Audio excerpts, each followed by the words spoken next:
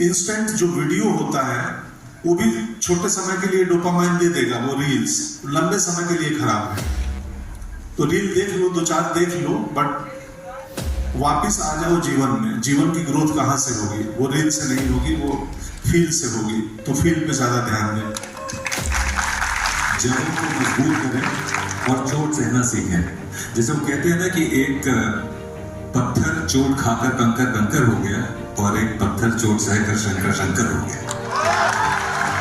तो चोट सहना और इंतजार करना, ये दो चीजें आपको बहुत आगे तक ले जाएंगी। एक चीज जो आज की पीढ़ी को और समझना जरूरी है, इंपॉर्टेंस ऑफ फेलियर्स। इसके बारे में मैंने आपसे बात भी करी थी कि हमको इनको ये सिखाना है, ये बताना है।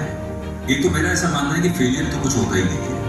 अगर आप किसी सफर पे चले हैं, ये स्टार्टिंग पॉइंट है, ये एंड पॉइंट है, और आप यहाँ आकर कहीं गिर जाते हैं, तो आप फेल नहीं हुए, आपने एक्सपीरियंस गेन किया है। क्यों डरे जिंदगी में कि क्या होगा? कुछ नहीं होगा, तजुर्बा होगा। ये आपके जरिए ये मैसेज मैं पहुंचवाना चाहता हूं कि कितना जरूरी है फेलियर को एक्सेप्ट करना। ये एक्सेप्ट करना कि ये जिंदगी का हिस्सा है, ये आता रहेगा। उससे अनुभव लिए और आगे बढ़ गए, उसमें बैठे। क्योंकि मैं इसका भुगभोगी हूं, बाय द वे। एक टाइम था जब मैं एक फेलियर नहीं एक्सेप्ट कर पाया, 6 साल अल्कोहलिक बना रहा, मरते मरते बचा, सिर्फ इसलिए एक फेलियर से मुझे। So there is a saying which says that failure is just an event, not a person. हम लोग क्या करते हैं कि उसको पर्सनली ले लेते हैं कि हाय हम फेल हो गए, हम फेलियर हैं। आपके अभिनय जीवन में तो मैं 6 साल से अभिनय कर रहा हूं, तो मैं समझ पाता हूं कि क्या जर्नी होगी एक अभिनेता की। कितने फेलियर्स आपने देखे होंगे और आज भी आई एम श्योर आते ही रहते हैं। तो आपका पर्सपेक्टिव क्या होता है इससे? जीवन है तो फेलियर और सक्सेस दोनों होगा। जीवन नहीं होगा तो कुछ नहीं होगा। तो ये तो हिस्सा है failure success. How to handle failure में बहुत किताबें हैं। अभी एक सज्जन मिले थे अबू धाबी से, इन्वेस्टमेंट समिट में आए थे सर। तो मेरे किसी मुंबई के दोस्त के जानने वाले हैं, तो मुझे मिले। उन्होंने पूछा इतना ग्राउंडेड कैसे रहते हो, इतना सहज कैसे रह लेते हैं आप? तो मैंने बोला कि हाउ टू हैंडल फेलियर पे बहुत मोटिवेशनल किताबें और वीडियो मिल जाएंगे यूट्यूब पे। हाउ टू हैंडल सक्सेस पे कोई पॉडकास्ट नहीं मिलेगा। तो ये मैं जानता हूँ कि तो जीवन है तो आएंगे, वो सारी चीजें आएंगी, मतलब असफलताएं भी आएंगी। आप उनको ये भी नहीं मान लेना है कि बस हो गया, जीवन का ये लास्ट ही है, कुछ नहीं है।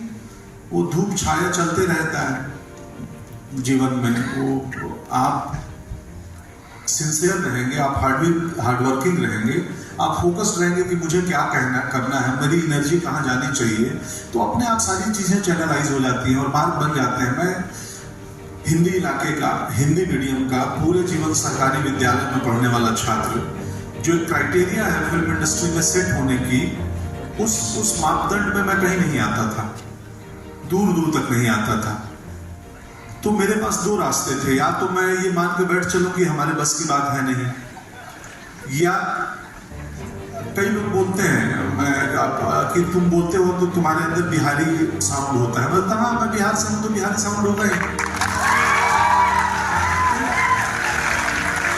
वो माइनस पॉइंट नहीं है, वो प्लस पॉइंट है। हम अगर पंजाब के हैं और हमें पंजाबियत की साउंड ना हो, हम एमपी के हैं और हम पे हमारे बातचीत में, हमारे आचरण में एमपीएत ना हो, तो फिर गड़बड़ी है। तो वो हमारी पहचान है, हमारी ताकत है, हम चाहे जिस प्रदेश के हों, जिस भाषा के हों। तो मैंने उनको अपनी कमियां नहीं, अपनी ताकत समझी कि नहीं, ये मेरी स्ट्रेंथ है, ये मेरी ताकत है। तो फिर धीरे धीरे मार्ग बनते गए, प्रयास करता रहा, छोड़ा नहीं।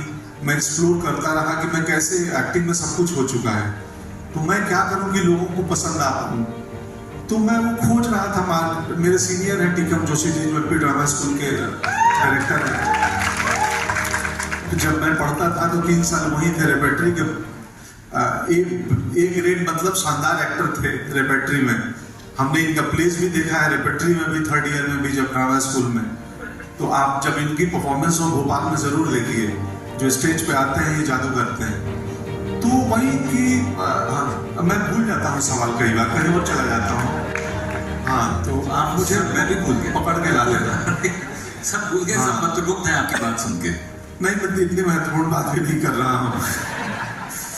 तो यही है बस कुछ